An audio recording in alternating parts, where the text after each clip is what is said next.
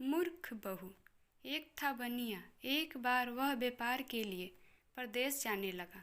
जाते जाते अपनी बहू को बुलाकर उसने कहा, मैं परदेश जा रहा हूँ, तुम अच्छी तरह रहना, बच्चों को भी संभालना और अपनी सास का भी अपने बच्चों की तरह देखभाल करना। याद रखना, माँ से कोई काम मत करवाना। बहू ने बोला, ठीक है, मैं आपकी बात समझ गई, मैं वैसा ही करूँगी जैसा आपने बोला है, आप आराम से जाइए। बहू ने बात ध्यान में रखी। बनिया तो चला गया। बहू ने दूसरे ही दिन माँ जी से कह दिया, माँ जी, आपके बेटे मुझसे कह गए हैं कि माँ को अपने बच्चे की तरह संभालना और उनको कोई काम मत करने देना। अब आप घर का कोई काम मत कीजिए, आप तो इन बच्चों के साथ खेलिए, खाइए और मौज करिए। माँ जी गहरे सोच में पड़ गई। फिर बोली, बहू ठीक है, अब मैं ऐसा ही करूँगी। कुछ दिनों के बाद बहू ने अपनी बेटी की कान छिदवाया। उस समय बहू को अपने पति की यह बात याद आई कि माँ को बच्चे की तरह ही संभालना है, इसलिए बहू ने माँ जी के कान छिदवाने की बात सोची। उसने माँ जी से कहा, माँ जी चलिए, आपके कान छिदवाने हैं। सुनकर माँ जी घबरा उठी। उन्होंने बहू से कहा, बहू मुझे अपने कान नहीं छिदवाने हैं, क्या अब अपने इस बुढ़ापे में कौन कान छिदवाऊं? बहू बोली, जी नहीं माँ जी, आपको तो यह करना ही होगा। मैं नहीं चाहती कि आपका बेटा मुझे कुछ कहे, इसलिए आपको मैं अच्छी से देखभाल करूँगी। मेरी दोनों आंखें बराबर है, जैसे लड़की है वैसे ही आप भी हैं। माँ जी मन ही मन समझ गई और सुनार के पास बैठकर उन्होंने अपने कान छिदवा लिए। सुनार ने कान छेद और कान में धागा भी डाला। बहू जिस तरह रोज रोज लड़की के कान में तेल लगाती थी, उसी तरह माँ जी के कान में भी तेल लगाती रही। थोड़े दिनों बाद बहू ने अपनी बेटी के लिए बाली बनवाई तो उसे अपने पति की बात याद आई। फिर उसने माँ जी के लिए भी बाली बनवाई और कहा, आइए आपको यह बाली पहना दूँ। माँ जी ने कहा, बहू मुझको बाली क्यों पहनाती हो? मैं बूढ़ी में क्यों, मुझे इसकी ज़रूरत नहीं है। बाली तुम अपनी बेटी को ही पहनाओ, मुझको नहीं पहननी है।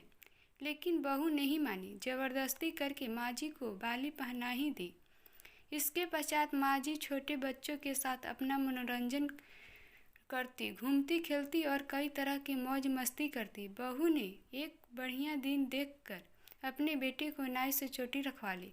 फिर बहू को माँ जी की याद आई। माँ जी बच्चे के साथ खेल रही थी। उन्होंने वहाँ से बुला लिया और कहा, माँ जी आइए, नाई के सामने बैठिए, अपने लड़के की तरह मुझे आपके सिर पर भी चोटी रखवानी है। आपके क्यों न रखवाऊँ, इसलिए आप जल्दी आइए। माँ जी ने बहू को बहुत समझाया पर बहू टस से मस न हुई। आखिरी माँ जी नाई के सामने बैठ गई और उन्हें अपने सिर पर चोटी रखवाई।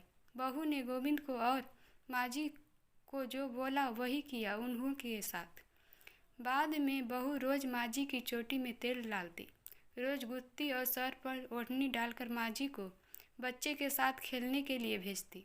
जब खाने का समय होता तो बहू उनको आवाज़ देकर बुलाती है। ऐसे ही रोज का हाल था। जब बेटा घर वापस आया तो सबसे पहले उसने बहू से माँ के बारे में पूछा कि माँ कैसी है और कहाँ है, मुझे उनसे आशीर्वाद लेना है। बहू ने बताया, माँ जी तो बच्चों के साथ खेल रही हैं, यहीं कहीं होगी, आ जाएंगी। बेटे ने पूछा, क्या कहते हो, माँ गली में खेलने गई है? गली में तो बच्चे खेलते हैं, क्या बूढ़ी माँ कहीं खेलने जाती है? बहू ने कहा, मैं तो माँ को खेलते भेजती हूँ। आपने कहा नहीं था कि माँ को बच्चों की तरह रखना? मैंने तो लड़की की तरह ही माँ के भी कान छिदवाए हैं और कान में बालियाँ पहनाई हैं। जब लड़के की चोटी रखवाई तो मैंने माँ जी की भी चोटी रखवा ली थी। जब मैं सबको खेलती भेजती हूँ तो माँ को क्यों न भेजूँ?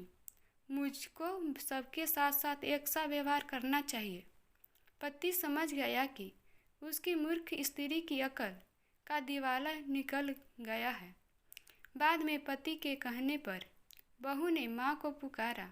माँ जी गली में से खेलती खेलती आई और अपने बेटे को देखकर उसकी आंखें में आंसू छलक आया।